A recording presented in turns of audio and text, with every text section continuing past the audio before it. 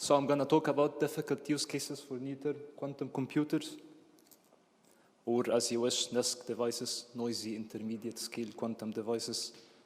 They are three abstracted optimization problems that are extracted from hard structured industrial use cases. I did this when I was at Daimler and when I did analyze some of the potential use cases. Exactly, so before I get started, I want to say a few things about quantum computers. So basically, they operate in a very different manner than classical computers. And that's, our techniques that we use to design algorithms and our intuition for understanding the computation process no longer work. And that's maybe a reason why there haven't been many quantum algorithms found. So it's very hard to design a quantum algorithm. And yeah, exactly, so we're just gonna talk about it. So let's start. So how is that a quantum computer could provide a speed up for some problems and not for others? Isn't just a faster computer?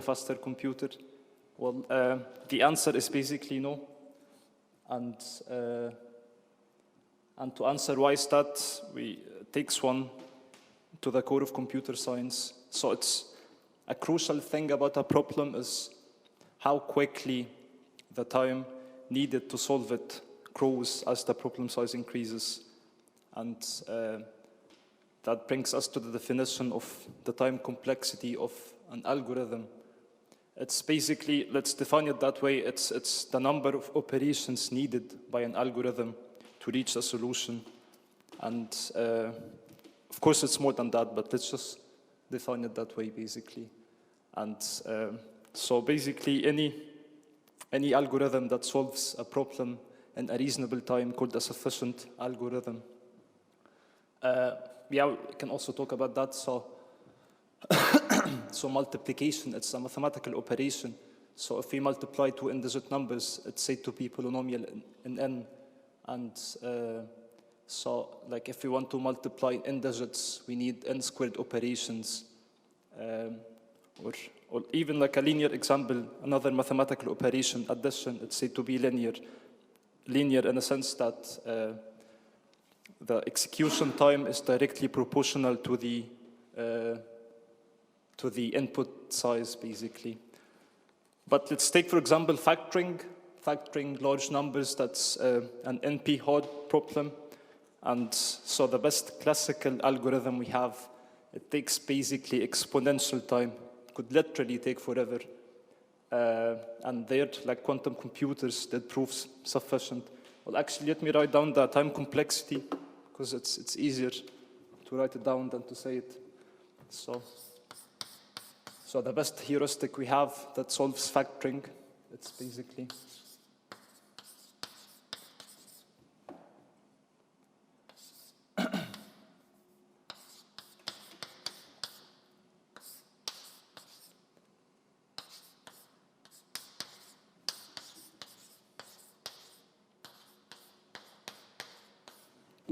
so that's the time complexity of, I don't know if you can see it, but it's basically very low, sure. And shows time complexity just so you would see the difference. Yeah, very thoughtful. It's really nice.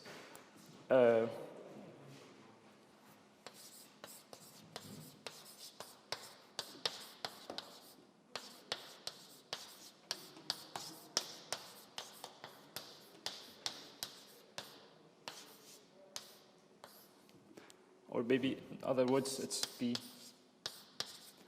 And B is the input size of numbers, the in-digit number input, let's say. So that's a huge difference, and that's very interesting. And exactly. So again, to the definition of a sufficient algorithm, it's basically any algorithm that solves, that reaches a solution in a reasonable time. Yeah, so exactly. So we talked about the P class, which is the polynomial time. Any solution that can be reached in a reasonable time. Like those class of problems are called P class, and we have sufficient algorithms to solve them. And all the other problems that we can't solve in a polynomial time are said to be the NP class, which is the non-deterministic polynomial time.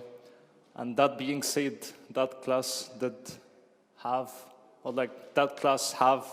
a lot of interesting problems that if we basically can solve them, it would make life much easier.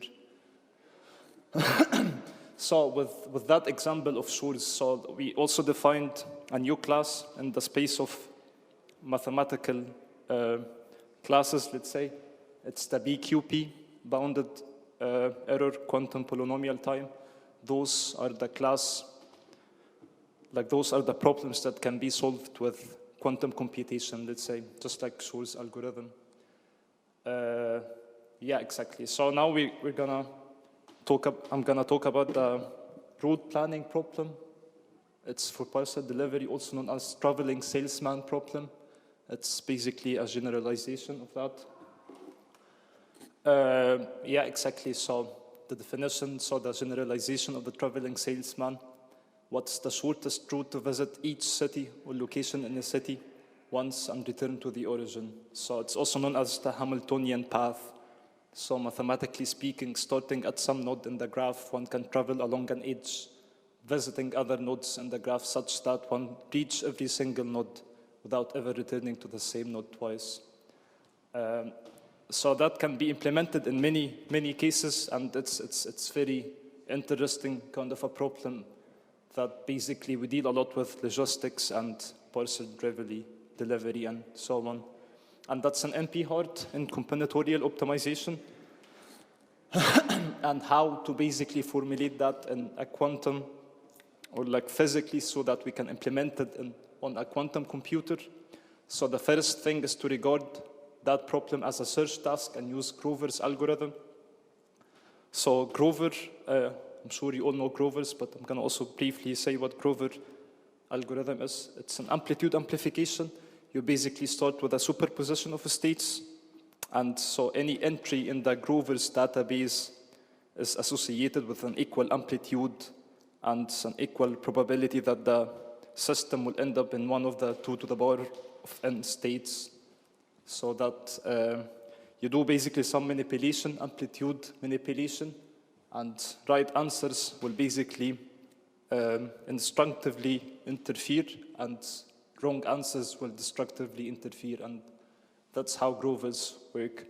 And the second one is to transform that problem into a QUBO, so quadratic unconstrained binary optimization, and use the D-wave machine or quantum annealing.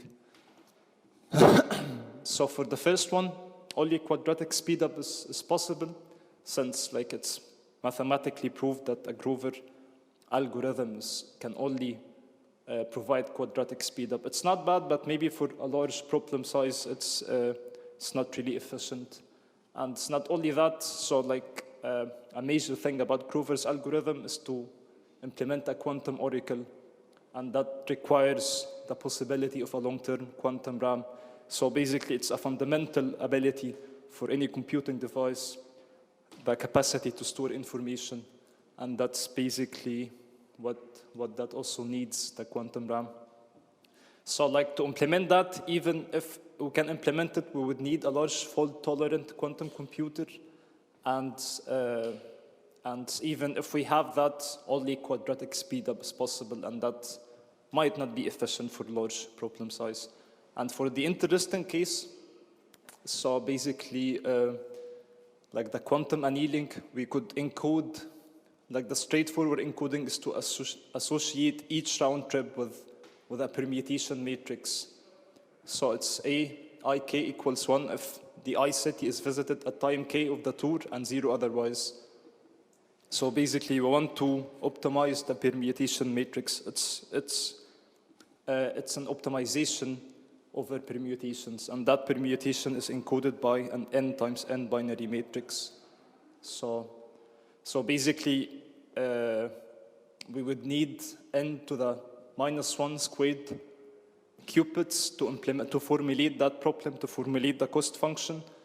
And basically, if we do that because of the mapping of the high connectivity, because we have many constraints, it's n-1 possible path. It's like because we want to know the shortest route, and the classical way to do it is basically to verify, to go through each path and see if that's the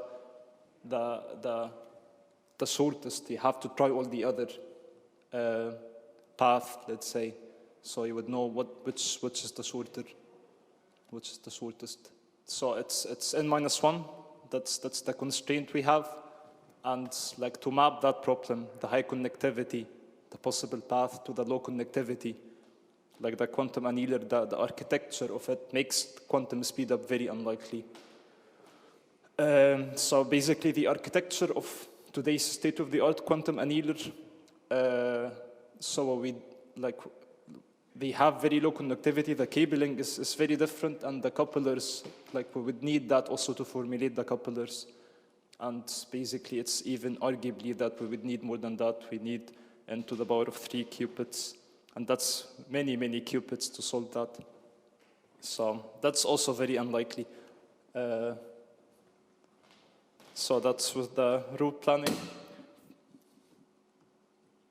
So the second thing is basically the solving a large system of linear equations, finite element methods. It's for engineering application and for also many simulations. Basically, that's solving a large system of equations.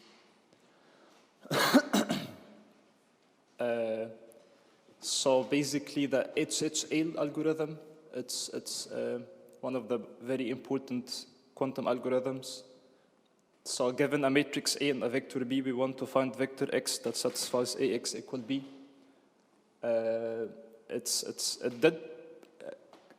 It provides exponential speed up, but to implement that, we would also need like a few things that we're gonna say now. So basically, even briefly, I'm gonna say how it works, that algorithm. So the technique is to apply a quantum unitary operator to B, to decompose it in the eigenbasis of A, and then we want to find the corresponding eigenvalues by quantum phase estimation. It's an algorithm also used, and it's implemented inside that algorithm. So to implement that, we would also need a very large tolerant quantum computer to maintain such a speed up the algorithm offers, and that requires a large size quantum register to be used for the phase estimation. And of course, like the RAM, as I said, it's a fundamental ability for any computing device, the capacity to store information, and that would be needed to load the classical data into a quantum superposition of states. Of course, you can also show more than that it's not possible for any NISQ devices, but there's also a famous search problem that goes by. There's always that level we reach that we have acquired enough information that we stop acquiring more information and commit to a choice. It's called Stopix behavior, something in evolutionary psychology. But yeah, anyway, so that's good enough to show that these use cases or anything that has the HHL, we can't basically do now with the NISQ devices. Hopefully, it's something that we can do in the future. And that also brings us to the last use case. It's the quantum machine learning, feature selection, regression, and classification. So it's something that quantum computers have a potential for, is to improve machine learning, and basically we need computational power to do some machine learning tasks, and that's maybe one of the areas of quantum computers. So why is it hard for a quantum computer to do some machine learning tasks, like the near term? It's basically one of the most important problems, if not the most important. It's the qubits coherence time. It makes it very unlikely to train any set of data. As you all know, like in machine learning, you have a training set and you have a function that you want to approximate that training set. So training takes a very long time in machine learning, and because of that problem, it makes it very hard. And of course, also we don't have any algorithm that encodes the given classical data into a quantum computer to make it accessible for quantum information processing. And that's also something we need. So all the quantum machine learning algorithms we have, they all assume a quantum oracle or like a quantum fault tolerant. So we don't have that for NISQ devices. Yeah, so we'd also need the classical data processing. So I did provide a classical example, but we can't also, we don't have to go for that. And so I did show 3 cases right now. So that's basically it. But like the interesting one is that one maybe that you haven't seen, also maybe. And yeah, that's, I guess, it. So.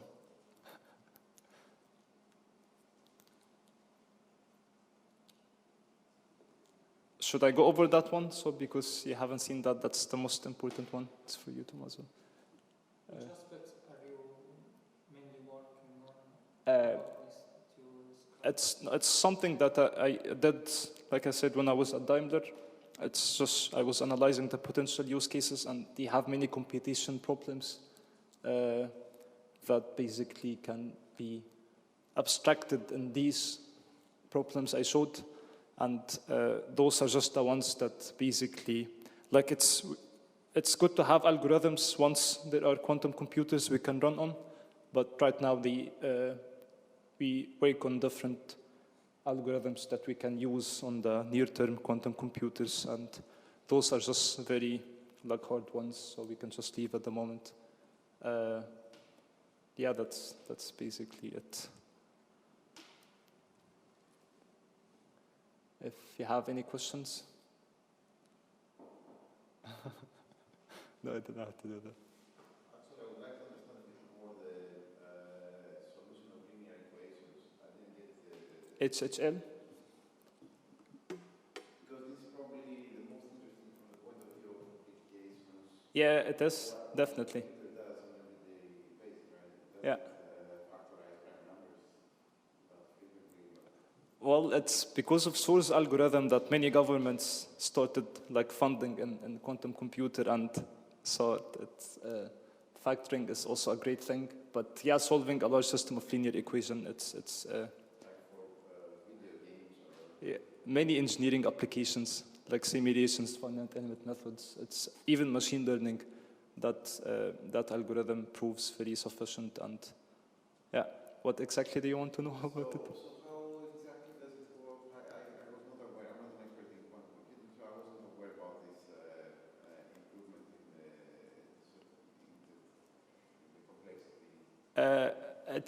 It does provide exponential speed up. Well, it doesn't really get the answer, but some properties of the answer. And I'm also far away from an expert, but I can give my answer. I can provide you with also like the paper, like 3 guys from MIT who did, I guess so, who did that algorithm. So basically you have a matrix A and a vector B. You know, like you want to satisfy AX equal B, so you want to find basically X.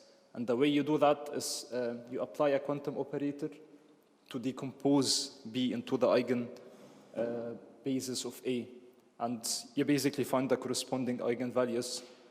That's briefly how it's done. Like there is an operator you apply on B, so it decomposes B into the eigenbasis of A, and you basically find the eigenvalues using also like some quantum mechanical methods on the way to do that. So the method also provides the speed up for the calculation of eigenvalues? It does, yeah, it does. It calculates that, like, you know, that the phase, the quantum phase estimation, it's also an algorithm that's used to find the phase values of an eigenvector of a unitary operator, and that's implemented in that. And so basically we have an algorithm that calculates the phase that know how to calculate the phase of an eigenvector from a unitary operator, and that's also how it's implemented in that and gets the correspondence eigenvalues. And the paper is, what's the paper? You can just Google HHL algorithm. Yeah. Can just find the. Yeah, please. Do you, the machine that are going to develop with the IBM, with the Google, they have limits by connectivity because there is a precise path with which qubit can be target or controlled in the protocols. Are you facing with those through scheme in your algorithm? Is it already possible to apply this algorithm to the building of schemes? Well, you can apply the trivial case of those algorithms. So you can have the trivial size of a problem to be solved. Yeah, you can do that, but you can't really have, let's say, an advantage over the classical heuristics we have that tackle these problems.